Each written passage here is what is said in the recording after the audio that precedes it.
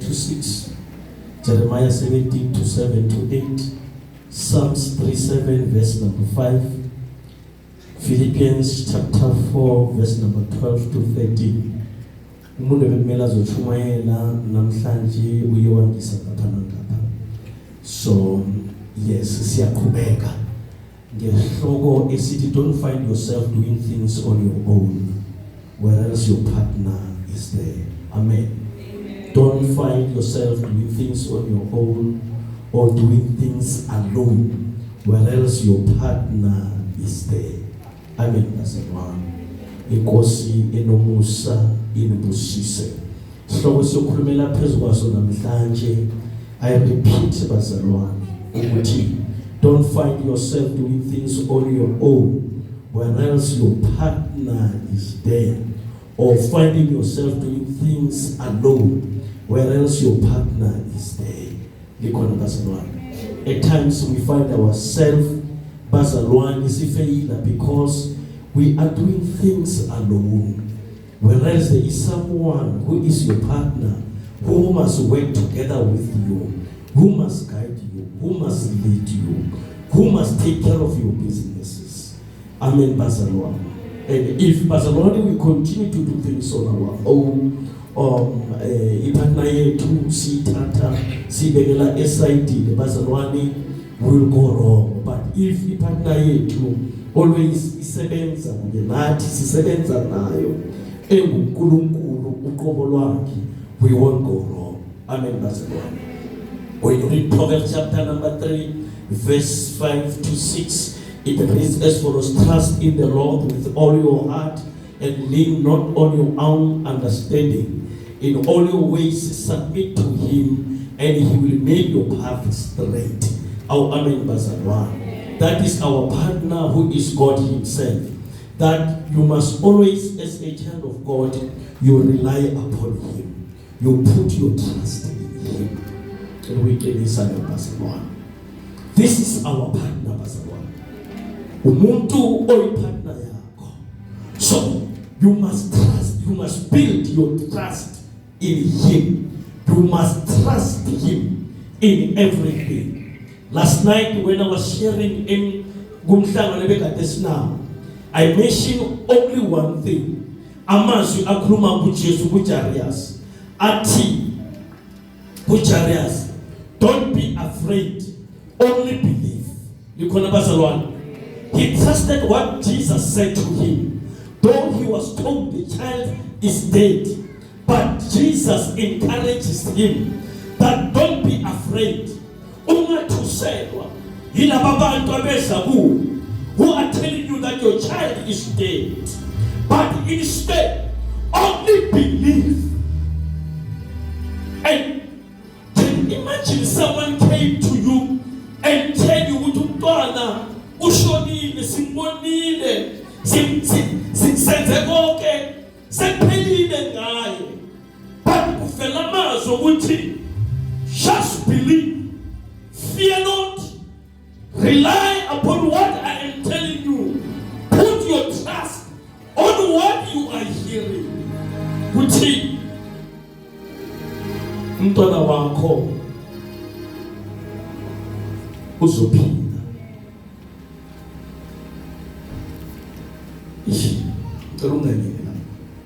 It will take long in having chariots. When we let us something, it will take long. Trust in the Lord with all your heart. Trust. Into ezokusiza njengomntwana kaNkulunkulu. The person that we are talking about, that we are saying he is your partner, you must put your trust in him with all your heart. Even though isikubusingeza abantu beze bagijima besondela duze kwakho bakhuluma negative things, but whether because there is someone that you trust, there is someone that you rely upon him, you will stand your ground and say, I have put my trust in the Lord. Whatever I need, whatever I want, I will have it. The Bible says, don't lean on your own understanding. Give us teaching enough. Don't lean on your own understanding. Yes, ungenze ukuthi unohlakanipha wakho, unokwazi kwakho, ufundeke indlela ofunde ngayo, uphethe iziqu zonke onazo uzifundela. God, don't rely or don't lean on your own understanding, because the person who gives you these things also, he is your partner, and this person, he is the one who must assist you, who must lead you, who must guide you. Jacob Donawa. Then number 2, the Bible says, Pastor Wani, in all your ways submit to him, and he will make your path straight. In all your ways, don't make a mistake. In all your ways, submit to him. This is your partner. In all your interests, submit to him. And this is our God. He will make your path straight. If you submit everything, we are in a job of Kulu. I want to encourage you namhlanje sekuseni ukuthi ungalahlekelwa hlobo sami, usike walahlekelwa. Submit to this God. Umuntu omele usubmite kuye uNkulunkulu. Umuntu omele wenze submission kuye nguNkulunkulu. So submit your mazise izindlela zakho zonke. Mutsibise ditsela tsa hao kamuka muthimo o le mosebeletsa.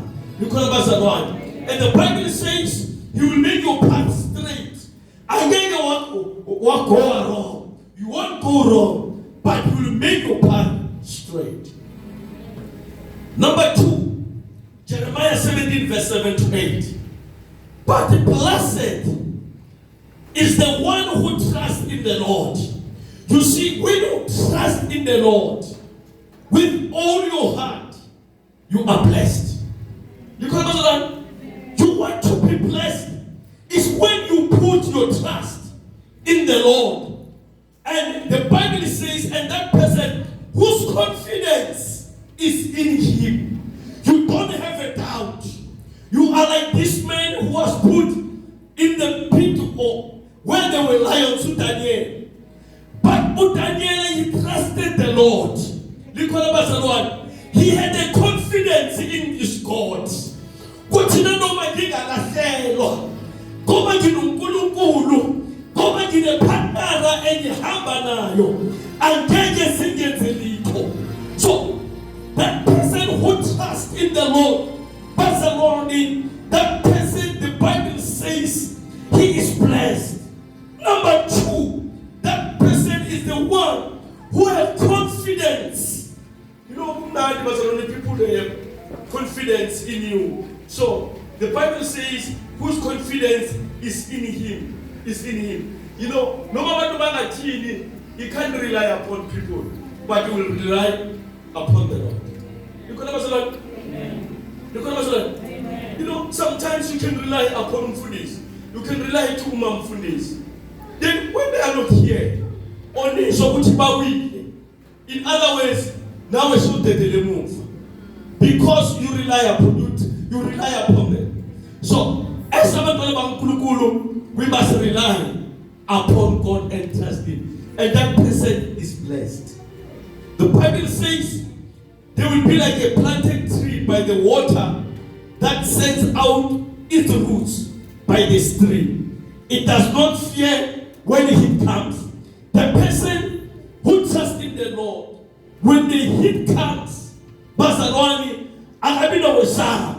when challenges comes, heat is a challenge. When challenges comes, no matter South Africa, but those who trust in the Lord, they will stand up and say, we serve the living God, the God who never fails.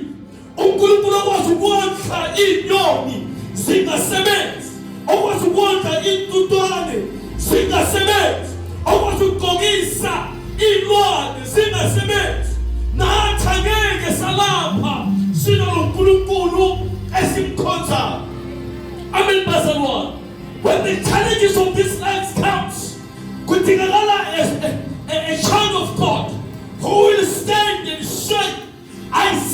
live in court, akangibizelanga ukuthi ngizokuba inhlekisa. Though I might be fallen, but I will rise up. You know, this man, oh,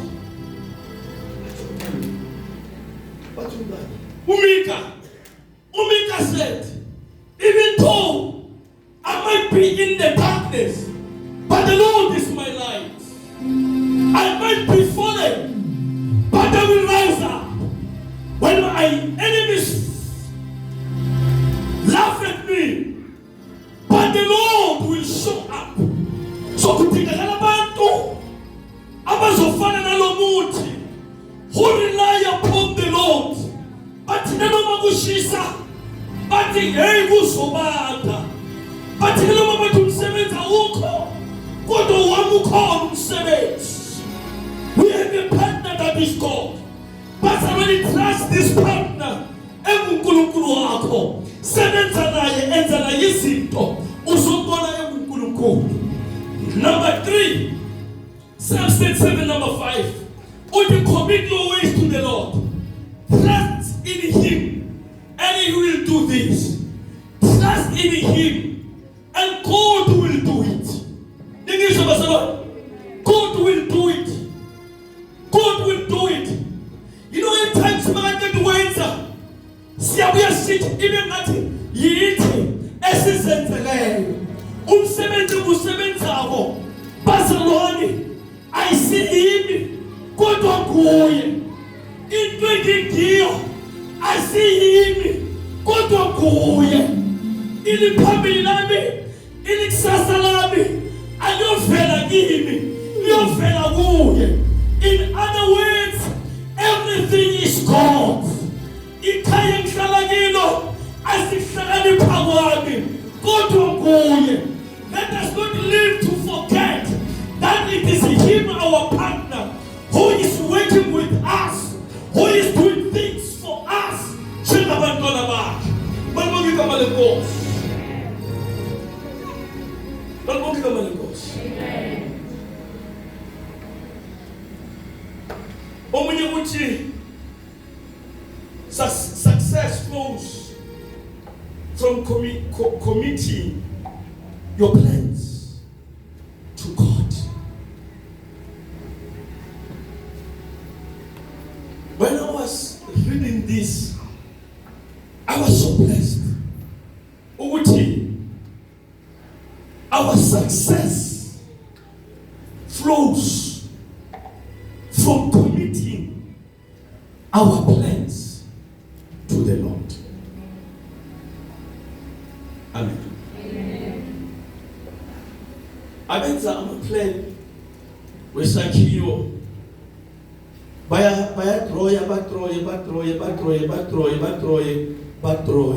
ukudroya le plan bazalwane ga o itseya wa nothoma wa e aga gona le ko isubmit wa nkoteng. Amen bazalwane, to get approval. Bazalwane. And after it has been approved, then izinto zingaqala zenzeke. Likhona bazalwane. So nathi njengabantwana bakaNkulunkulu, we must commit our plans to the Lord. uNkulunkulu must know your plans. uNkulunkulu must know what you are planning. Njengomntwana wakhe. Amen bazalwane. And your own space abazalwane bangekho. Makungazi abantu uNkulunkulu angazi your plans. Commit your plans unto the Lord. Number 4, Philippians 4 verse 12 to 13. Say, Father bazalwane, I know that it is to be. I know what is to be in need. I know what is to be in need, Madima, Paul. And I know what is to have plenty. Ngiyawazi ukuba nakho konke. Futhi ngiyawazi ukuba nesidingo. I have learned the secret of being content in every situation, whether well fed or hungry, whether living in plenty or in want. But I can do all things through him who gives me strength.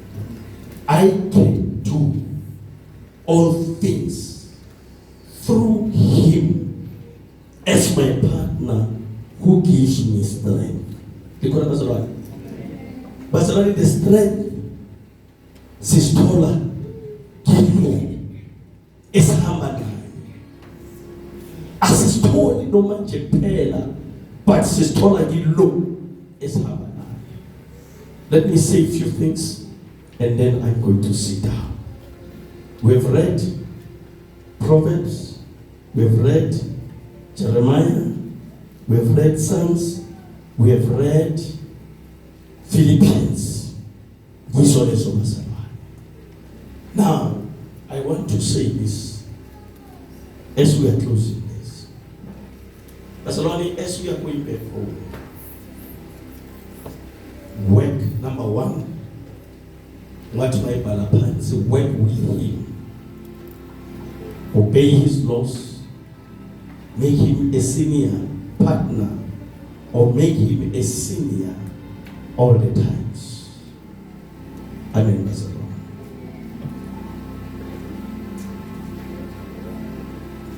Work with him. Ungatholi wenza izinto uwedwa. Amen.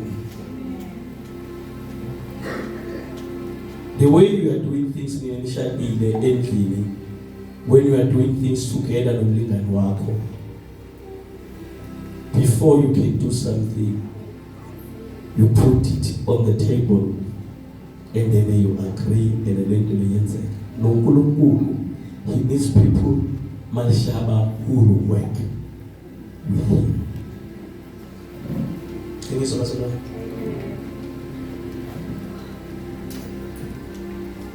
Obey his laws, make him a senior all the times. Nkulunkulu, he must be senior all the times.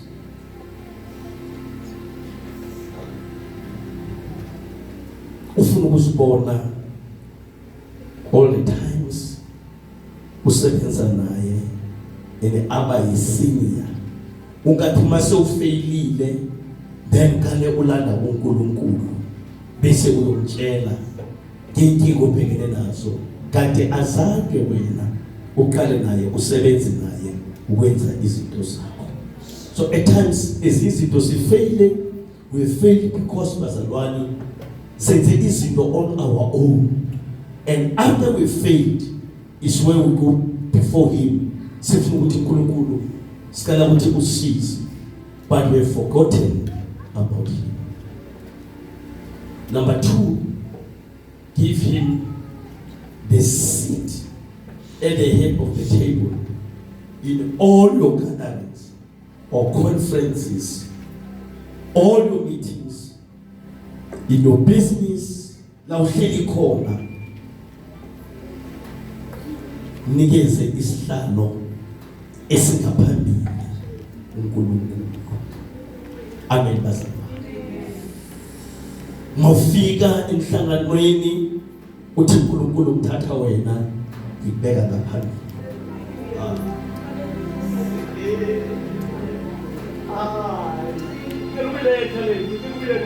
Uthi muhlala emhlanganweni, whether you've been invited or you are leading or in conference noma yini, uthi uNkulunkulu mina ngaphandle kwakho angeke ngakhona, mina ngaphandle kwakho angeke ngaphumelela.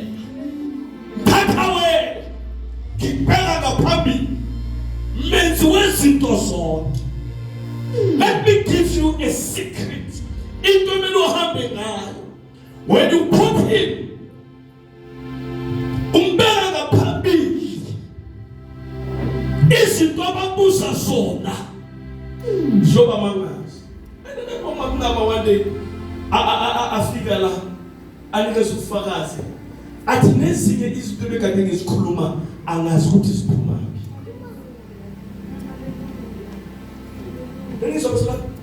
So uma uNkulunkulu umbeka ngaphambili, wena udila ngecase iphi, wena ubizwe kuphi, tshela uNkulunkulu uthi Baba,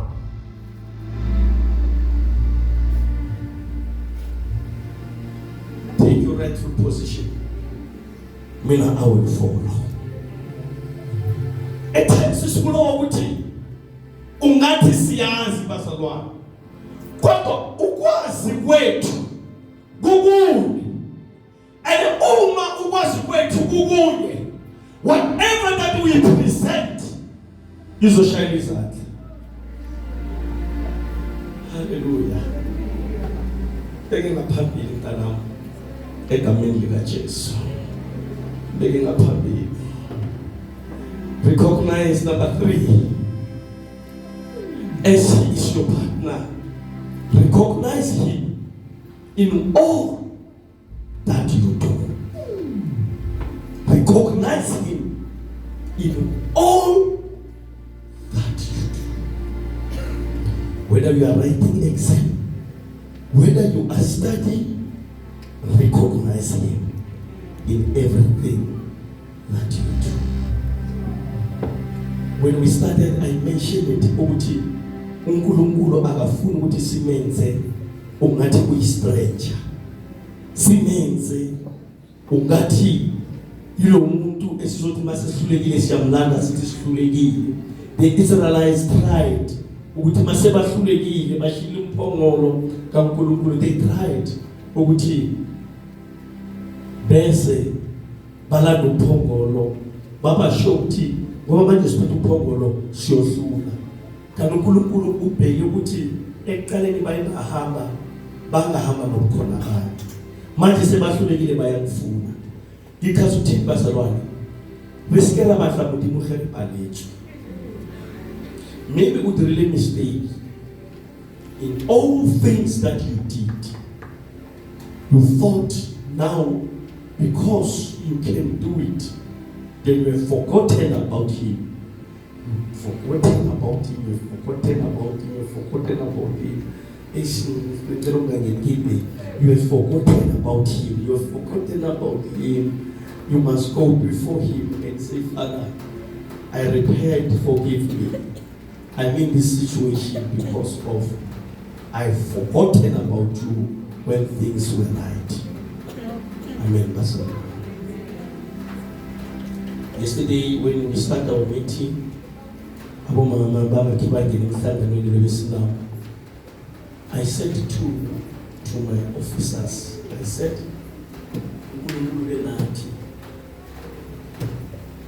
since we've been in the office, I think we've achieved 8 to 9 things. As common for 8 to 9 seasons. And it is not all about us. Say 5, it is all about God. Tina angeke mabonga mabonga.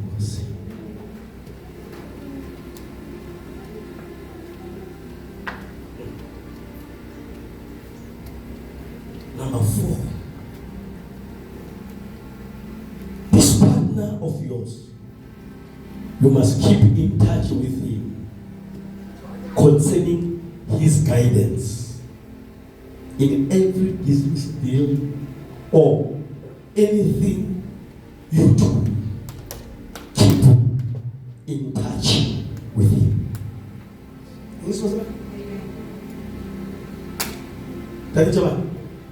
Keep in touch with him concerning all the businesses or anything that you are doing. Keep in touch. Oh, amen, Pastor. You know, abantu abashadile, when they keep in touch, it revives the love that they have in the marriage. Yes, example. It revives when they keep in touch, keep on checking each other, it revives. So when we keep in touch with God, it reminds Him that we recognize Him in our businesses. Hallelujah.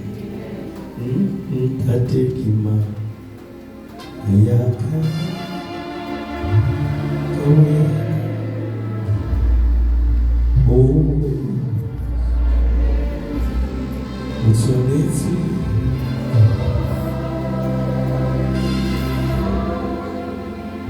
In touch with Him concerning not just keeping in touch, but concerning His guidance. Kulunkulu, please. Ela umleadela, ela umguidela, ela umsizela. You won't go wrong. You won't go wrong. Angeke wenze mistake. Keep in touch. Pastor, nina any nama business. Commit your business unto the Lord. Nengis pastor, and keep in touch with God ngale business yakho. And pastor,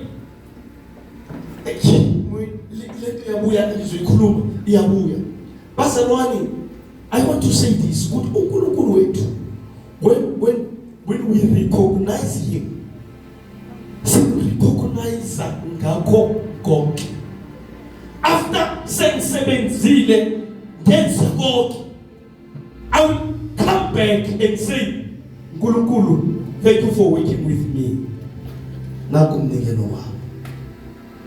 Naku ikisebenzi ngekho. Naku ngiletha kuwe wena nje uNkulunkulu. So we need to do those things.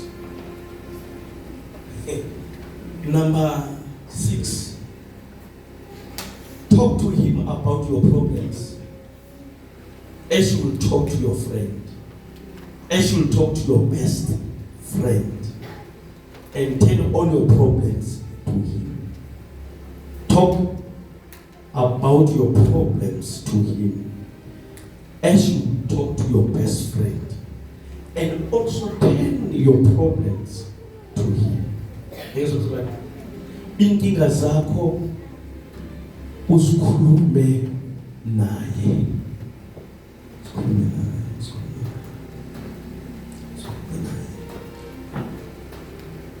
Wathi inkinga zakho sezaziwa kumakhophutsho, or sezaziwa kuMashaba, or sezaziwa kuMatima, or sezaziwa umamna. Inkinga zakho zimele zaziwe kuNkulunkulu. And this is your partner that you must take all your problems to Him. uNkulunkulu akapheli inhliziyo wena. uNkulunkulu akazotshela abantu izophelela phakathi kwakho noNkulunkulu. Ikhulumisa le. Ngicela uyibamba ngale ndlela namhlanje. Talk to Him about your problems. When you read Psalms 50 verse 15, izokutshela abasebane about ukuthatha inkathazo zakho mama uncane uzilahlela kuye. Number 7. Let it be a turnaround time. Turn all your problems over Him. And again, after turning your problems over Him, don't make a move without feeling sure that it is the will of God and for the best interest of all your concern.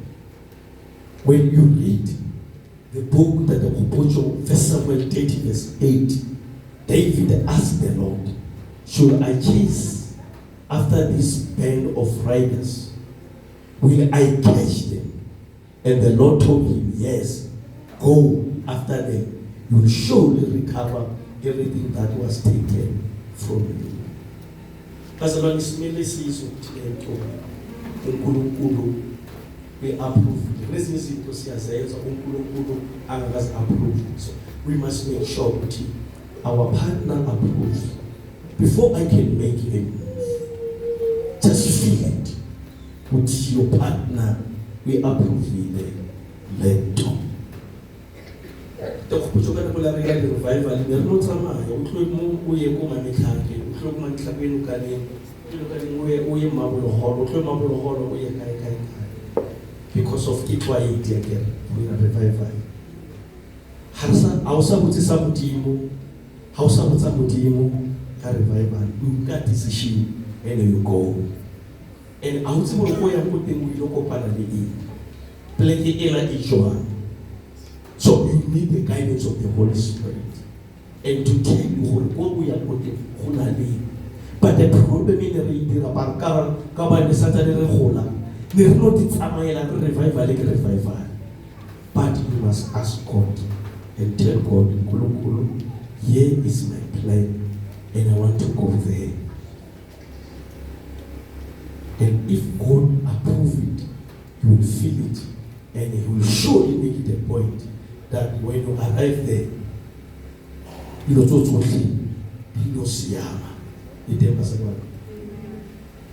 so I don't know, Pastor Ron, what is concerning you, what is worrying you till today as a child of God. I don't know what is worrying you as a child of God. Udimo haribileza ho batserisa or batho batserisa ka Roma. Pastor Ron, go and open the door, and God will make sure that door is open. Amen. He is your partner. He's not alone. You are not alone. You just talk to God. There is a door that I want to open, and I want to enter into that door. And let me tell you something. If your partner at Amaluena, the door will open. Amen.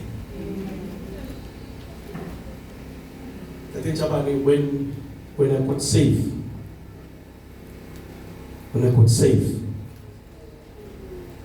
Next time we come to our garden. The pain hore.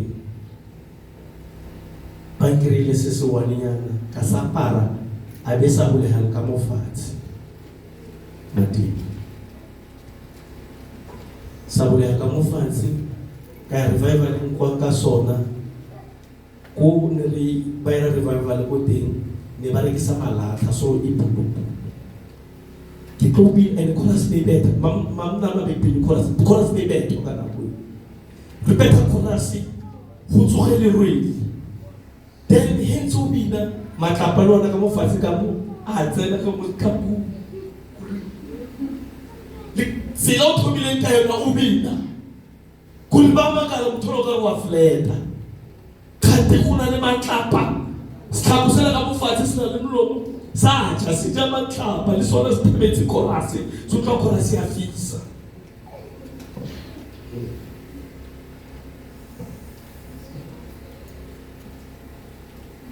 Hence if kumuna de ba mtau chorus ke bino fela pe batho makala hore why uno thoma uno yema chorus sa ke mna so ko ubina chorus ubine ubelo sa batho ka e chorus eno ka re msiela na berekisa ke sa ka kisho bya ke ho bya ko ke chorus kita ko na re mo feleletse o tlo bya o sa khona hey fela chorus tsela bo le madi hey fela chorus beno ke rena ba le re tutse mo di ba tla ba tlola sa tlhapoleng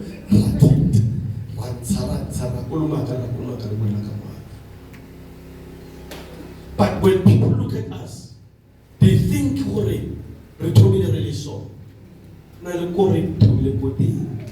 God opened doors for us.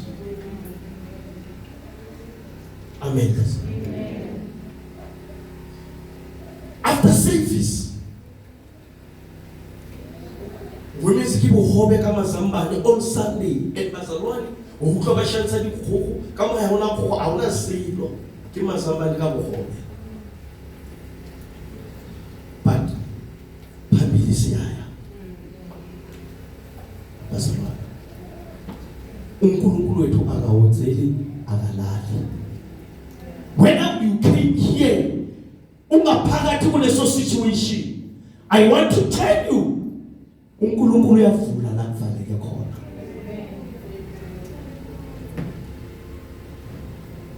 Hanga tata kuputhu kuna lo bolela hore nna pila ha ka tsola ke na le dikhonso baba. But because of the rapolelo ditlhako, I see khonso isali fa ba iplantile a ke se tlhoptsene ba kapolela tsona ne le sa motho na le dikhonso di a tsena mo. Whenever no after 2 weeks so di khatale dikhonso. But kiyahula bazalwa.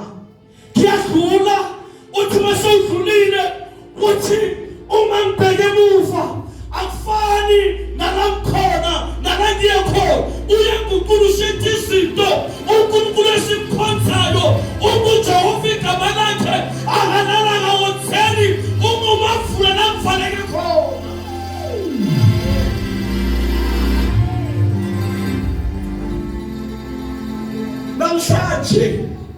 Namhlanje seyimi lo okhiphayo opha abantu. Awu amen. Ngaqala ngena lutho khona kodwa uNkulunkulu wamthatha uJesu wamphakamisa wambeka endaweni ephakeme ingakho ngitho ngihlabelela ngoba uJesu wehla wangiphaka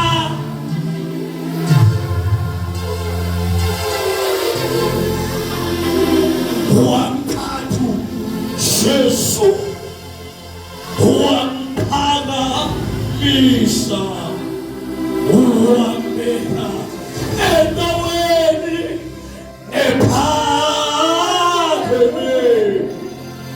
ingakho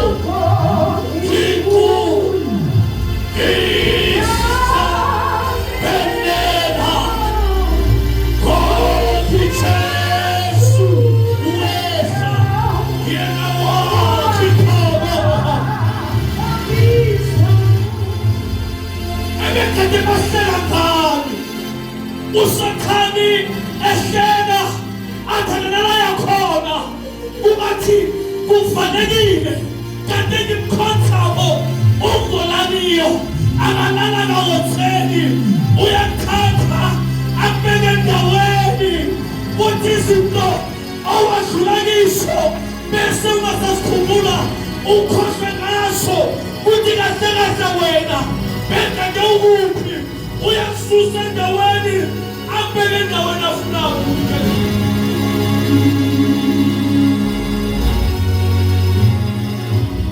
It's never too late. You can still make it. Allow me to say this. It's never too late. You can still make it. I don't know what is worrying you. I don't know what is containing you till to date. But if you give all your heart problems to the Lord, He'll never let you forsake you.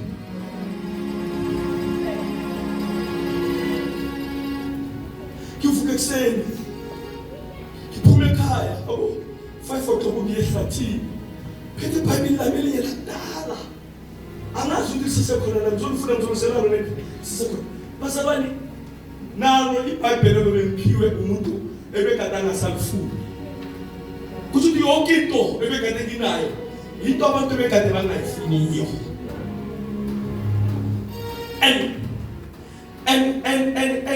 and those things can discourage you.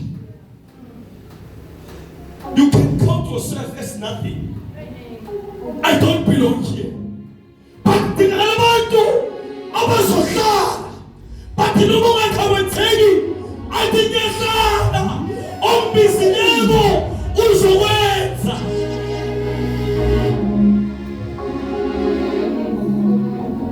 Head on there. He is your partner. I don't know what this one in you, but it's never too late. It's never too late. It's never too late. It's never too late. It's never too late. It's never too late. Let me tell you something, Mama.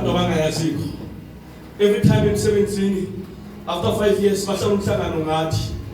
But sakhe sisimbone ukuthi ngomboso yakhe uyahamba uyaresigna. Uyosebenza noba. One guy wabalalela bekhuluma eshanyela lapha lebasement. Athanimazi lo animazi.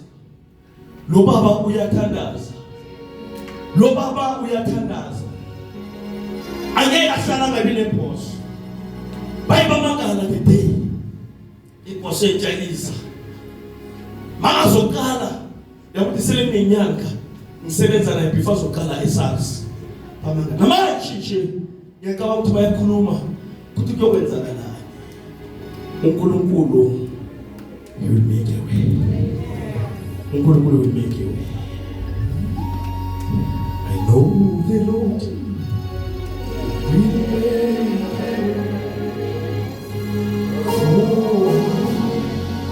Oh yes. Ich habe den vor. I know the Lord will make a way. It's called yes, yes, Lord. I know the Lord. I know. Shout. Will make a way. Oh yes. I know the Lord. I know the Lord will make a way. Oh yes. If I need the Holy shine and do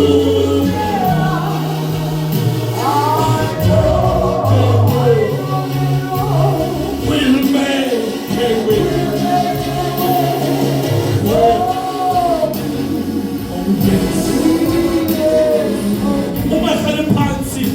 He will make a way for you. I know him. He will make a way for you. I don't know what is worrying you.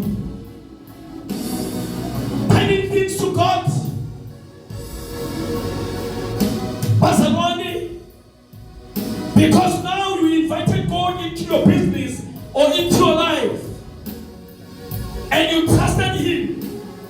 First, when you tell him with your problems, please don't interfere and spoil things. After you take your problems unto the Lord, don't interfere. Ziyegelele nagisho. Ziyegelele bani? Yena. Sipalamile nginyawo zethu. Ziyegelele yena. Uyagisho. Ziyegelele. Don't say kunini kumilela masifi abaphendu. Ziyegelele yena. Kunini ngimaketa aphendulwa ziyekelele. Don't interfere. Umthelile uNkulunkulu. Don't interfere. Hallelujah. Don't interfere. Stay out of them until God wakes them out. Stay out of them until God wakes them out. Even Tanazela usister Kiliwon ngitshela uNkulunkulu ngani uthi baba mnikeze umsebenzi, baba mnikeze umlingane. Now ngiyekela uNkulunkulu. I don't interfere. uNkulunkulu will make it a way. Yokuthi ngoba mina ngikhulumile ngitrust yena uNkulunkulu uzoyisebenza le. But uma ngingathi kunini mthandaze usister Monica Kiliboni. Ukiliboni sister Kiliboni. Kithandaze usister Kiliboni. Mara I was ready kunenkinga uyaqala manje ukuthi uyayinterfere hawo ke neng re mo rapella le ba mo rapeletse ke a tshwantsa se se le how look so uyaqala uyayinterfere ngamanye amazwi usula le nto etshela uNkulunkulu ngalomntwana ngizwe sala uma uyinterfere ususele nto wathi etshela uNkulunkulu ukuthi baba this year I want to pass okay this don't interfere ngoba nefana kuthi imali nangahluleka lapha ukuthi sekubhalile uya-interfere. Don't interfere. Ngizwe stay out of those things esumntwana kaNkulunkulu. And another thing, number 3, don't be impatient and unbelieving. You know, you must be patient and you must believe. Don't be impatient or unbelieving. After you have laid everything before God, don't be impatient. Your work is just to say, ayekho nje nawe, ayekho fana nawe, ayekho malinganiswa nawe, uludumo ungamandla akho, umsebenzi wakho lowenza. Yena uNkulunkulu uphethe ilist yezinto okutshele zona. Don't interfere. Stay out of them. Don't be impatient and unbelieving.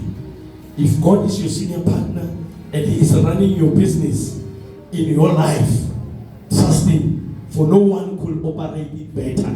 Trust uNkulunkulu ukuthi hey ayekho umuntu operate ongayenza kangcono uNkulunkulu. So I must trust this God.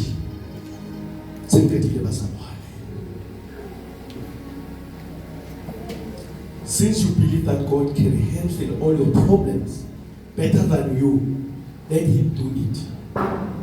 If you think God can handle your problems better than you, then let Him do it. He will remove all the obstacles. He will remove all these things.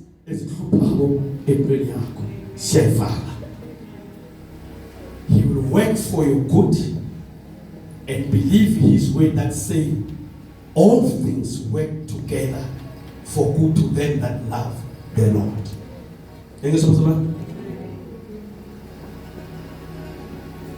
Since God cannot fail in conclusion, since God cannot fail, you cannot fail in conclusion. If God cannot fail, you cannot fail. If you keep all things committed to Him and trust Him to keep you and make you a success in life, you won't fail. Because our God is not a failure. God never meant, His children to become failures. As such failures are a reflection upon Him. Now, personally, ingaba inhlekisa enkulu uma ufeyila thina mara sithi siNkulunkulu koyiphanda yethu. Inkinga yethu, let us not interfere. May the good Lord bless us. Siphakamise isandla sethu. Ngibhakamisela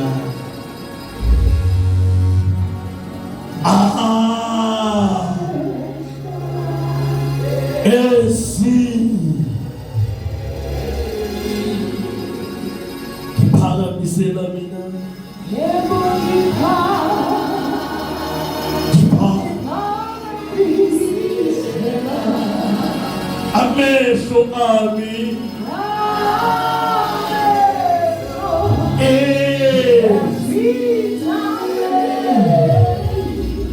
lapho usizo lwami bazalwane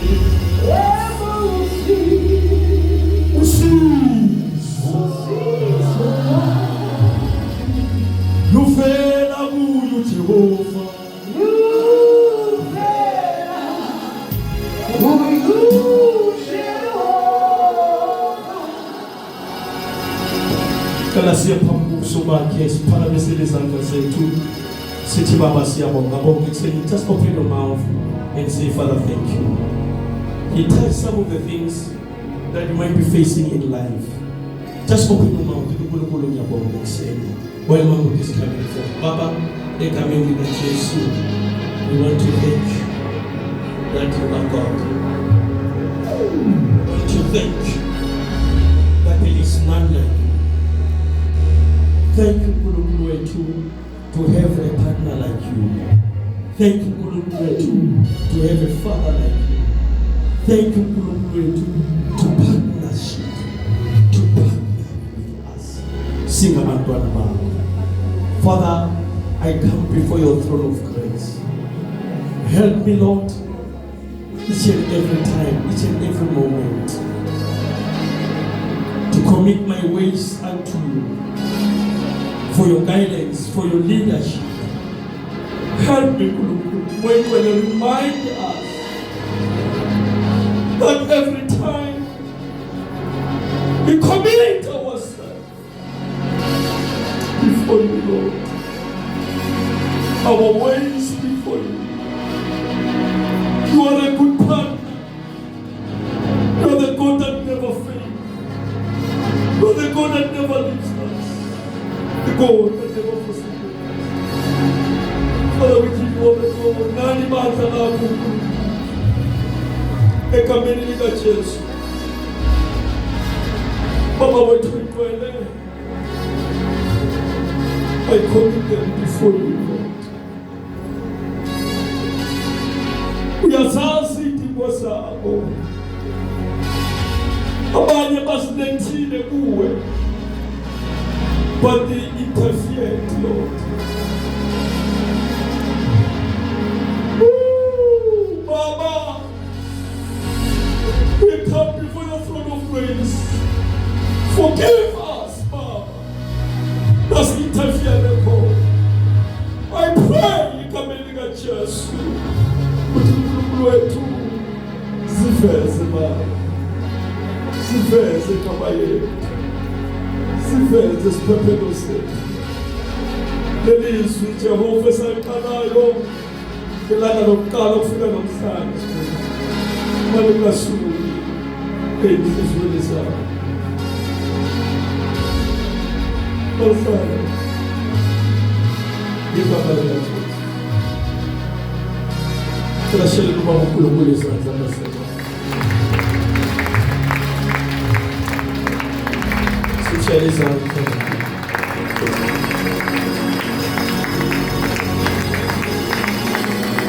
Sitshele izandla kakhulu ithi for the throne.